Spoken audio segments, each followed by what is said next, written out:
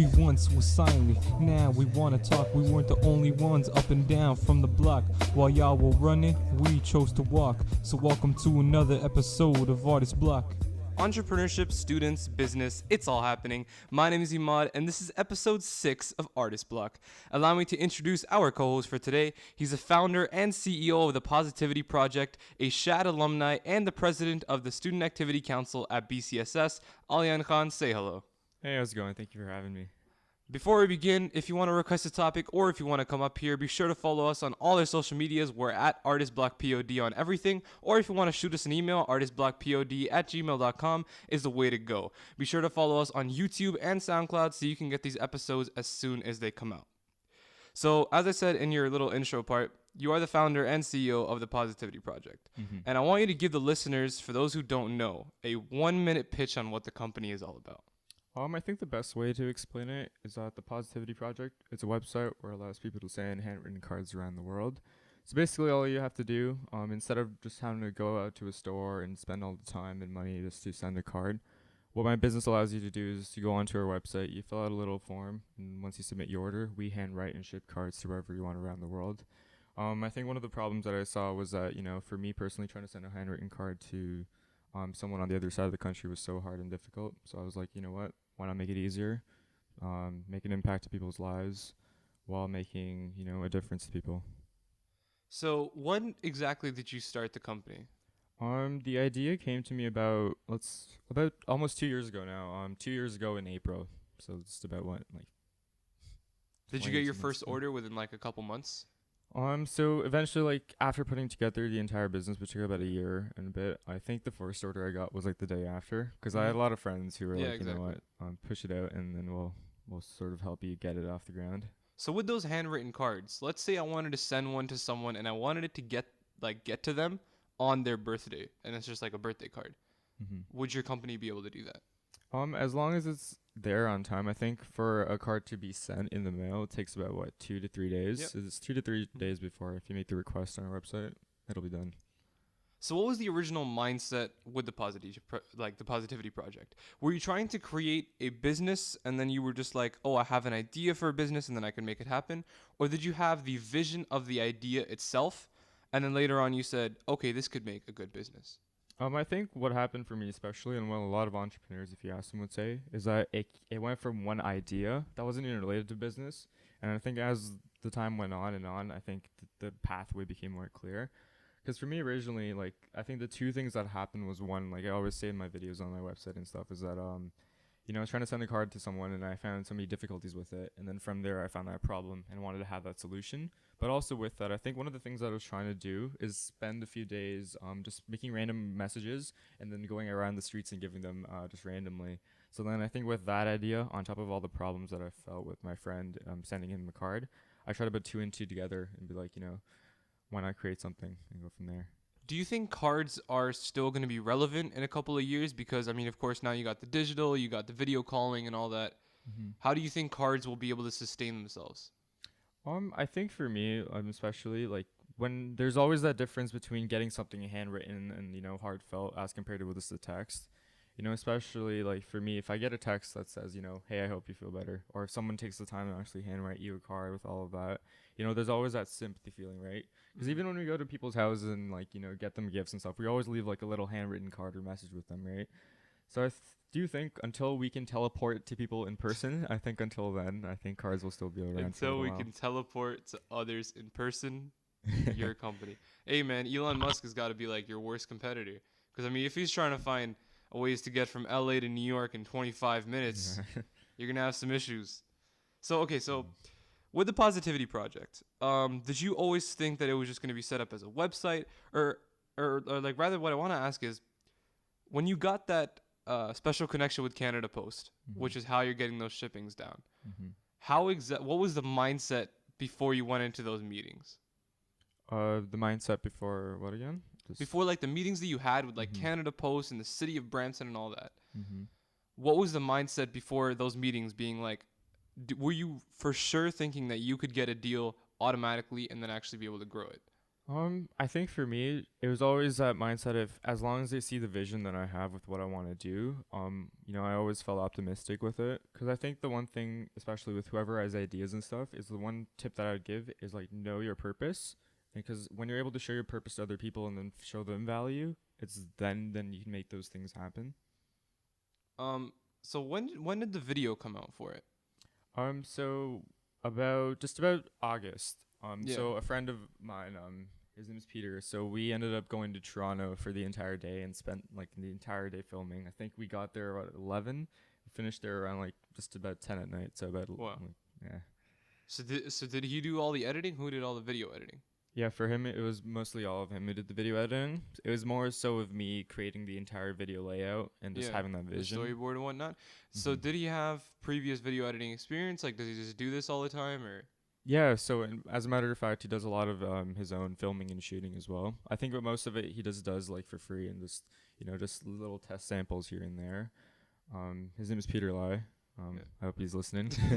Hope he's well. You can tell him about it. Yeah. So let's talk a bit about the schooling system, because episode 4 we mentioned how schools don't Mhm. necessarily teach us the right things for being able to follow our passions. Do you feel that you have learned something from school that you could directly apply to your company, or have already directly applied in the past? I think it's the one idea. It's not so nearly related to my business in direct sense, but more so I think with any entrepreneurs or anyone who has a unique idea is that it's okay to be different. I think one thing that I've noticed, especially in school, is that a lot of people get into their little groups and cliches and whatnots, but there's always those people who have like those weird, odd, peculiar, maybe impactful ideas that they always feel like they're a bit different, and they might not, their ideas might not be good enough. But I think the one thing I tell them is just to go for it, and it's okay to be different, because in hindsight, I think once you start getting into those new experiences and new ideas that you have, you'll find people, whether it's not at school, but elsewhere, you'll end up finding people. And from there, for sure, you'll be on your way. What would be your first piece of advice to entrepreneurs that think they don't have enough money, enough resources, enough time, or enough drive to start their own company? For me, I tell them cut the excuses and just get to it. I think especially, whatever such problems that you have, somewhere out there will be a solution for it, give or take. If you're short on money, there's always investors that can always potentially, invest, or, if there's, if you need more funds, you can sort that out. But if you know more people to help you, you're one text away, things like that. So the one thing I say is that if there's an issue, I think just find your way. And I think from there, you'll be able to find solutions and keep carrying forward. Because I remember when we were at DECA Ontario Provincials, by the way, congrats on winning first place on your category. Oh, thank you. When we were there, and I was looking over your entire essay, like the 30-page essay, and it was amazing because the only expense of your business was a $300 laptop. And it literally widened my eyes, because I was like, that is so true. Because nowadays, more than ever, you don't need a lot of money or a lot of resources to create what you want to create. Very true. Because it used to be, if I want to make a video, and now I got to get a film editor, I got to get someone who knows how to do color correction. Now you can learn everything. And that's always been my advice to people who want to create either videos, if they want to create content in general.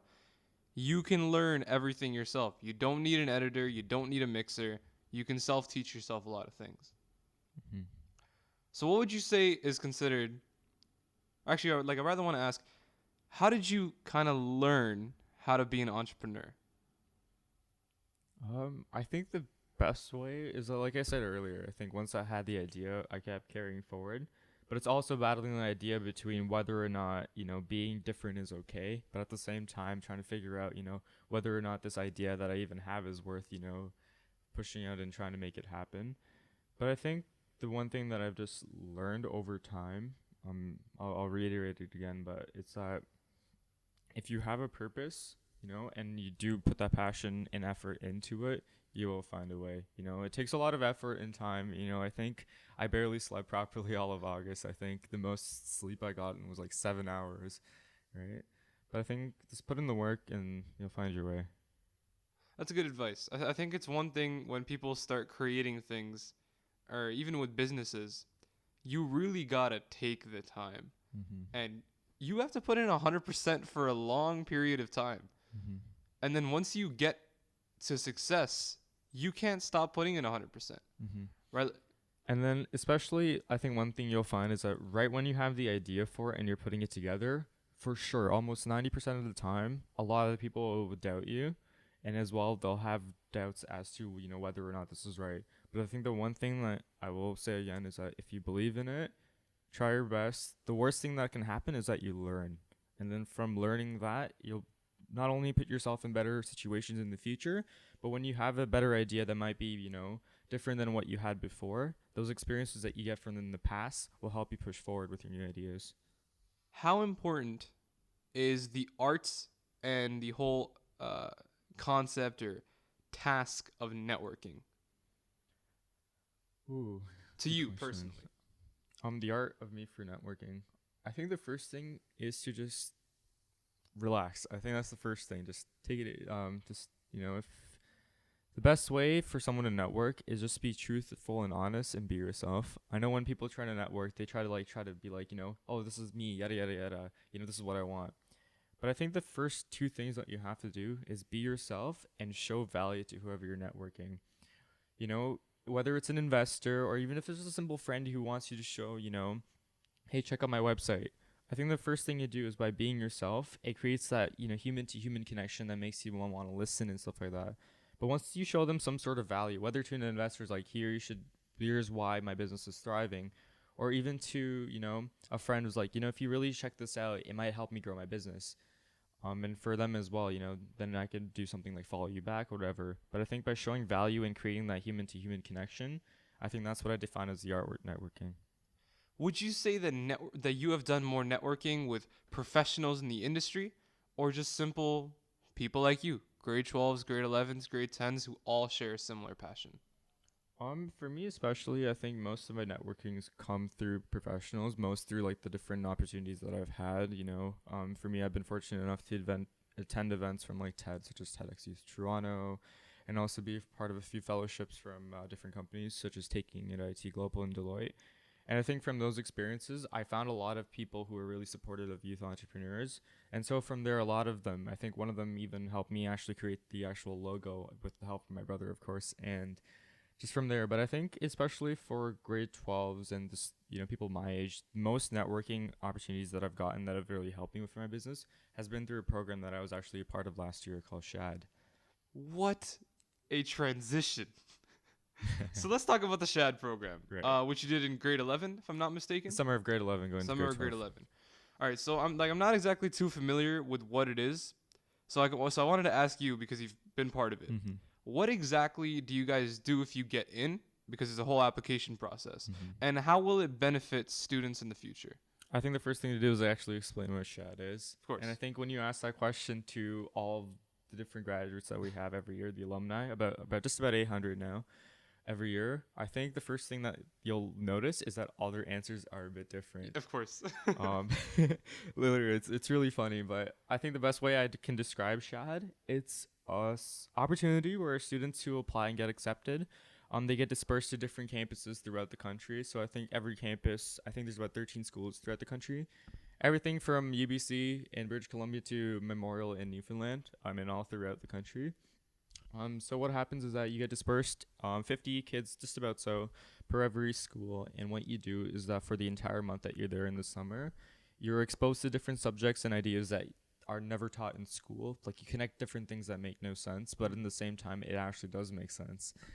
And then just beyond being exposed to that, you're also with students who are also high achieving and well-rounded like you. And then from there, you actually spend the entire time while you're learning about all these new concepts. They present you with a problem that you have to kind of solve throughout the month and actually create your own business and solution for that. And then, so with all the things that you learn and on top of what you're doing, I think you do a lot of stuff that can actually try to potentially show who you truly are. So beyond just the learning and academics and lectures, we actually spend an hour a day doing different sports, different art activities, and kind of show us who we truly are. Because, especially in school sometimes, when you're trying to be yourself and all, sometimes with different groups and cliches out there, sometimes it's hard to be yourself. And I think SHAD, especially for me, has allowed me to not only show me that I can be myself, but at the same time that I'm not alone. Is SHAD, like the program itself, is it directed towards people who want to do business, politics, or could you even get someone who's into the sciences? Well, actually, the main focuses that they have at SHAD is STEAM, so that's science, technology, engineering, arts, and mathematics. So arts being, singing, dancing, whatever, what have you. But though that's their main focus with SHAD, so when you're there, you mostly focus on these ideas. But at the same time, you're also exposed to different things such as entrepreneurship, which for me really helped me a Yeah. lot. But also for someone who just likes, trying to learn more, I think SHAD works for them. Like there is no definitive you have to know these subjects to be in SHAD. It's more so just people that, are well rounded, they have interest in learning, but also at the same time they want to make an impact to the world someday. What do you think is the biggest obstacle for the SHAD program between getting students? Like in terms of them getting students or for students applying? Students applying. I think the biggest obstacle is more so with the student. I think when they read about the stories and stuff like that, they always feel like, they have to be like the next Bill Gates or like the next Elon Musk to apply. But honestly, it's not like that. And one other thing that you'll notice, especially when you apply and you hopefully get in, is that, none of these students are what you think they are, being like those, arrogant people. They're some of the nicest, most humble people that I've ever met. And also, they're really, really supportive. You often think that when these people have like such crazy ideas that are like making an impact to people and you're still here trying to figure things out, instead of you feeling like you're not with them, you'll actually understand that they are part of you and they're really supportive. You'll actually learn more from the people who are making it. Mm-hmm. That's a good concept. And then also with SHAD, sorry. No worries. Also with SHAD, like the whole thing. Is there like usually students from across Canada, like all the time? And then do you get put with people from like Nunavut or like random places around the country in one place at the same time? So you could be like at UBC and then just have like someone from, I don't know, Yukon.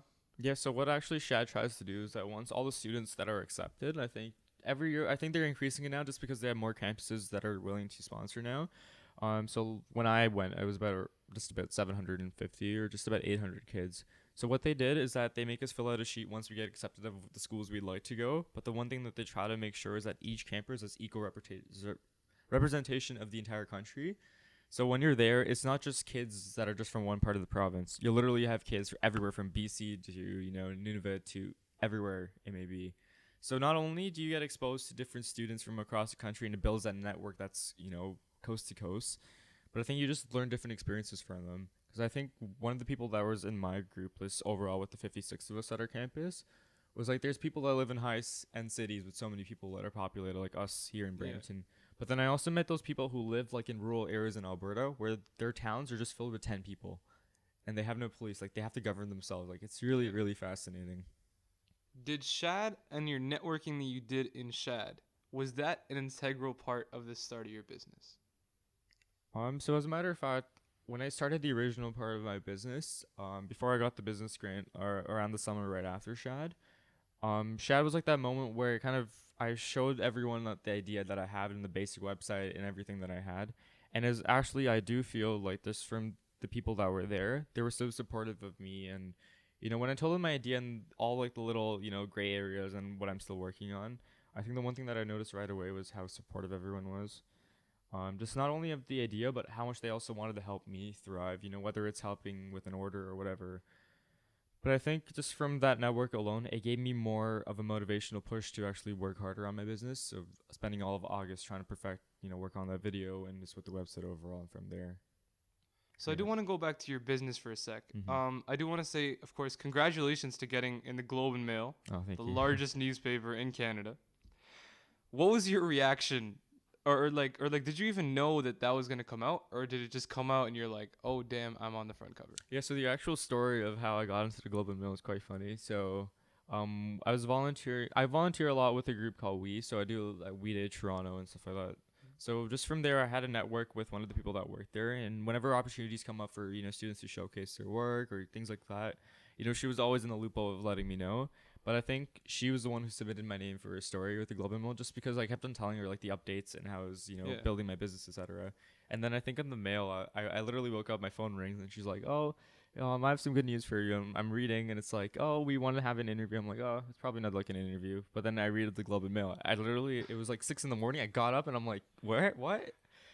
But yeah, that feeling alone was just like the fact that so many people are now just going to learn more about my business beyond what I'm just trying to push for myself and through my friends that I have. That was really life changing. I have to So be was the honest. interview like over the phone, or was it like legit in person? Like you went into the offices of the Golden Mill? Honestly, originally they planned for me to actually go to the Globe and Mail building in Toronto, but what ended up happening is just due different, just time scheduling issues and stuff like that. We had like an initial like this phone call with some questions that they had, but then they sent up like a follow up email for me to just submit my answers. So it was a bit of both, of just me writing some bits for them and also just answering some questions they directly had. So did you end up making any like great networking connections or just connections in general with people at the Golden Mill? Just beyond the writer who wrote my story, it was just the people who actually read about my business afterwards that it really made that push. Because I think once the story got submitted, right then and there, in like the next 10 days, I probably had like over a couple hundred just different responses from people all over the country, and not only just beyond the country. Surprisingly, I had actually a few people from New York and from the States as well. So it was kind of cool to see that even though it's a Canadian newspaper, like the impact that traveled way beyond just Canada itself. So let's talk about the thing with Canada and all of it. If you had the ability, would you take your business elsewhere? Good question. I think for me, like the main goal with my business has always been it's never really about the money. It's more so trying to gain the experiences and skills of how to become an entrepreneur. So down the line, if I ever consider creating something bigger or trying to do something for this community or whatever, I think it's those experience that I'm getting now from the Positivity Project. Because the thing is, like, for me to run this business, it doesn't cost a lot with the amount of resources that are so available and stuff. For me, I do see myself living here in Canada and just working here and, whatever I end up being, whether it's in the political field or even just in the business field. Like, I don't think I'd do it anywhere elsewhere just because these experiences are helping me not only become a better Canadian, but also, make an impact to society here where I live. Yeah. Overall, like Toronto, I think it's a stigma against us, but now it's going away. We're one of the biggest cities in the world, at least. And I think we as a city, and then even the surrounding cities, even here in Brampton, we have our own culture. We have our own, like vibe. You know what I mean? So let's go back to SHAD for a sec. I know I'm just like throwing around the two topics. I know what But what would you say is your best memory from SHAD? Ooh.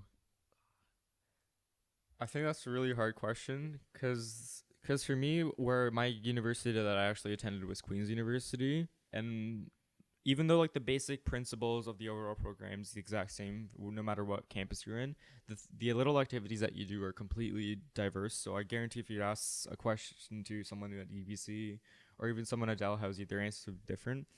But for me, it was actually the second last night of before we actually left.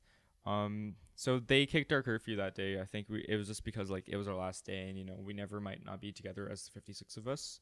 So they didn't give us a curfew. But I remember as a group, we ended up taking a last like night. It was like 11 at night. Stars are out in Kingston.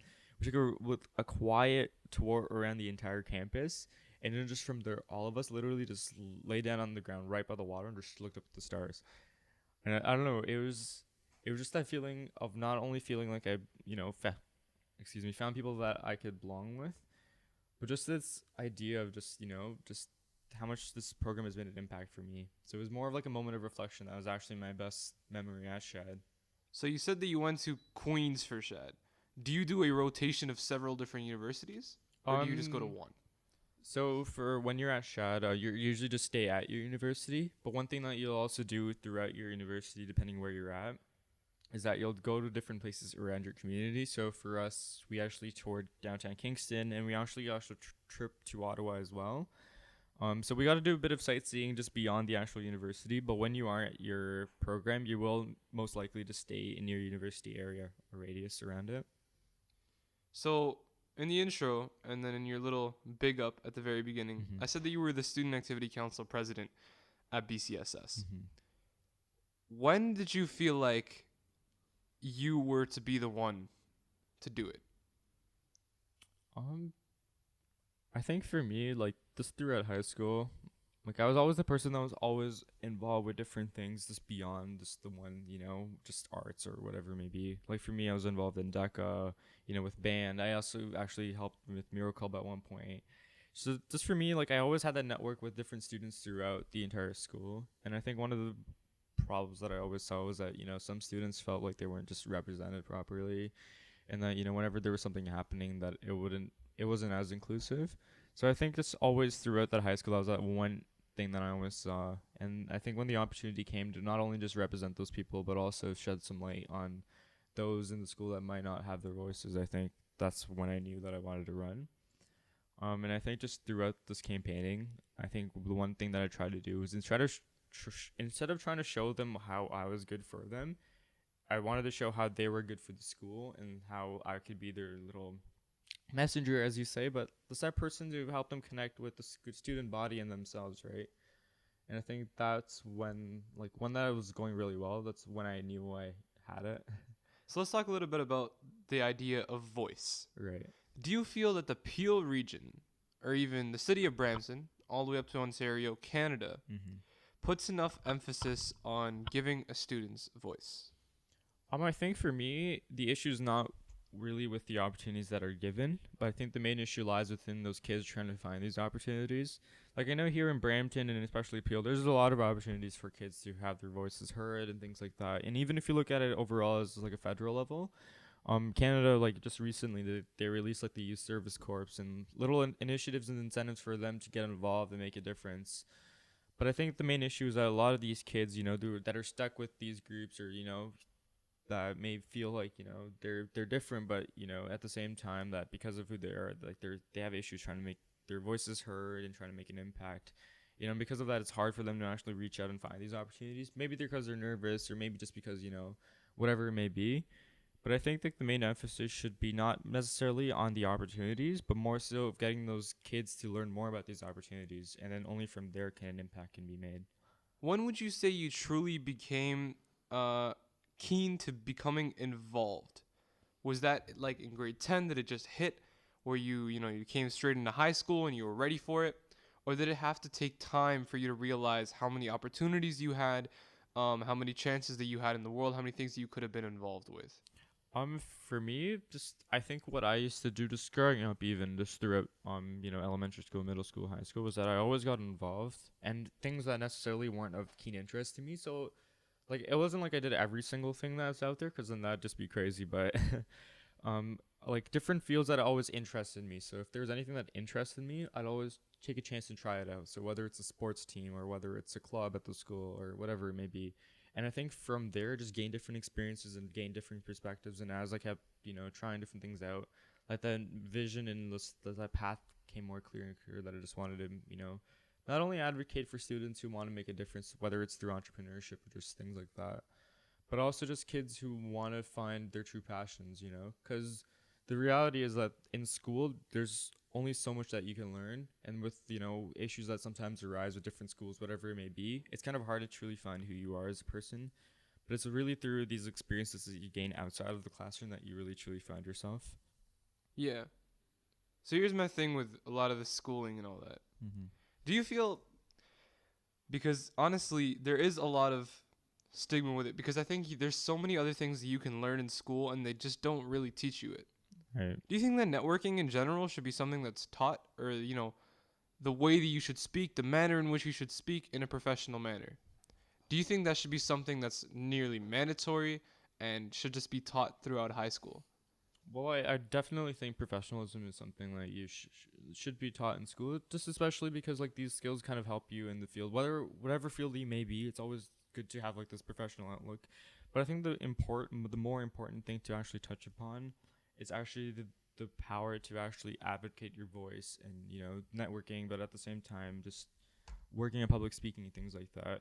It's something that's not really taught in school, and it's not something you can really learn in textbooks. It's by going out there and trying to, whether it's different activities or different situations where you're not only challenged, but they kind of make you nervous, because there's always that saying, like, do something that scares you every day for the rest of your life. Yeah. So I'm a really big believer in that. And I think school should be somewhere where it's okay for you to fail and learn and move forward. Because once you're in the real world, failure is kind of a bad thing sometimes.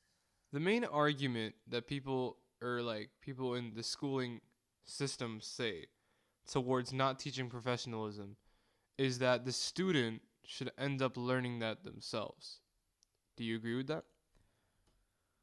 Well, I think it's good for someone to have self-discovery and learn more about themselves. But I think that teachers and people in general should be there to guide you and support you. Because I think that's the main thing with guidance and support. Is that when people are trying to discover themselves and make that push, when they feel like they're not being supported or that their voices aren't being heard, it creates this downward spiral of I don't want to make an impact or do things that might be different. And I think that's like the first thing that we really have to do as just not only the students but just in education in general is when you give that create of a support system that's there and for kids to not only learn more about themselves and just learn about themselves in general, it's only then they could find their true potential. How much was your relationship with teachers that taught you, things maybe about business, maybe about politics? How important was that relationship with them when it came to, just all the things you're involved in? I think it was very important. Like especially for me, like these special connections that I had with all my teachers were things that were just beyond the textbooks and beyond just what was actually being taught. But it was more those human skills or soft skills that they call them, right? Like how to be a more insightful person, how to be intuitive to what's actually going around. And I think just those connections that I had with teachers that were just beyond what was being taught in the classroom, and not only gave me the skills to be a better learner, a better listener, but also a better person in general. They really helped me not only balance like this a lot of things that I do, but be a better person. So sticking with school and the things that you've done. Mm-hmm. So you recently got accepted into your program of choice. Was it at Queens or York? Queens. Queens, of course. And it's a major in business administration. So it's a Bachelor of Commerce. Bachelor of Commerce. And then I can get a minor in anything in the arts and sciences. And you did political science as your minor. That will be my minor. When it comes to business and politics, which one do you weigh highly? Oh, good question. For me especially, like I love politics. I think politics is how the world changes as well as business. But for me, my passion is really with politics. But I also think with business, it's something that directly affects people day to day, as well. But it's a really hard question to answer. I think they're both equal, but if I have to choose one or the other, I probably won't be able to give you a perfect answer. So you did say that politics is definitely a huge part of it. Mm-hmm. What steered you towards getting the major in business? Just the fact that either I could take a political science degree and that can be my major, that's it. But also, whether or not I want to take politics in my undergrad, or it was the main battle between either business, politics, a bit of both, one more than the other. But the one thing that I also learned just from through my skills in this seeing people who are in the political field and who are in the business field, whatever it may be. The main thing in school, the two things that you should get out of university is one, an education, so you're more smarter and more enlightened, but at the same time, something that can propel your career forward, hopefully like that's a job. And the issue that I found with just the political science degree is that whether you do get your information and you are educated, but the issue that I also found within many people who took political science degrees and that's it, was that it was hard to find a job. Because most of the people that work in government and politics usually have a bachelor's, so like a graduate degree, right? And mostly in law. Yeah. So just taking that political science degree alone, I knew that it wouldn't be able to help me get a job that would actually help me carry forward in what's it called? Just graduate studies overall from there. So speaking about like higher education and all that, do you have a plan after you're done your bachelor? So my goal is, well, it'll definitely change. I think one thing as an entrepreneur, it'll definitely change. But the way that I have it now is that my goal is to get my bachelor's in commerce with a minor in political science. And then from there, hopefully do like a combined degree of some sorts. So maybe like a law, like a, LLB or a JD mixed with an MBA. And hopefully from there, while I have like that fundamental groundwork for me to work in the business field, if I want to dive into politics, there's that route for me as well. Yeah. So would you ever want to work under someone, or do you feel like you're just the kind of person that needs to be their own boss, needs to have their own hours? Because a lot of entrepreneurs are like that, where the whole idea of working under someone and having to just follow their rules does not sit right with them, because you're going to have conflicts with ideas, and then you're just not going to be able to have the freedom of choice and the freedom of opinion that you used to have. Well, for me, I'm a really team player. So the thing for me, whether or not for me that's going to be deciding if I want to work in a big company or with just becoming an entrepreneur, just pushing myself to start our own business. I think it's the fact of vision. There's that saying that either you're going to help build your own vision or you're going to spend your life building someone else's. But if they aren't the same, then it's kind of just, you're going to waste your whole life trying to do something that's not even meaningful to you. So funny you bring that up, because I wanted to ask a question that I've asked many people who are entrepreneurs and people who are creators as well, who create content. Mm-hmm. Would you rather be the CEO of Apple now or the founder of Apple in the beginning? The founder of Apple in the beginning. Why do you say that? The thing is this. I remember the story of just with Steve Jobs. I mostly don't remember it now, but it's mostly like any entrepreneur. It was basically an idea that they had and they pushed for it, and eventually it became something that impacts people's lives based on the problems that were there in the present. So I think if I was able to do something where it can impact people's lives for the future and forever, whether instead of just being the person who's on top of a business that's thriving now, not only can that make a bigger impact to society as well, I think it's something that's more memorable. It's something that. So I guess the real question with that insightful question is, insightful question. Like the real question with that question is, would you rather be successful in a business that's already won, or would you rather start something from zero, even if it fails? Start something from zero, because I think that's the only way you learn. So that's pretty much going to wrap up this podcast. Any last words that you want to give, or any last piece of advice that you want to give to anybody out there who wants to create, who wants to make a business, who wants to go and pursue what they want to do? I think the best piece of advice that I would give is that whether your idea is big or small, or something that's maybe strange or maybe not strange, the one thing that I tell you is just go for it, because the worst thing that can happen is that you learn, and that is not a bad thing. And I guarantee as you're striving and more motivated to make an impact to people, you will find the right people and you will find the support group and you will make a difference to the world. That concludes our podcast for this week. Aaliyan, thank you so much for coming. Where can they find you? So they can find me on my personal Instagram at Aaliyan Khan 15 on Instagram, but also if they're keen to following my business, I'm on Twitter and Instagram. So on Twitter, it's PositivityPro1. And if you want to find me on Instagram, it's the _positivity_proj. And that's where they can find me. If you can find me, if you really care, you can find me on Instagram or on Twitter. Instagram, Imaad.jm, Twitter, ImaadJM. Once again, be sure to follow us on all of our social medias. We're Artist Block POD on everything. The official SoundCloud version of this will be uploaded at 2 p.m. on Sunday, which is February 25th. And the YouTube version will be released much later. Be sure to subscribe to both so you can get those episodes as soon as they come out. That wraps up episode 6. We'll see you guys next week.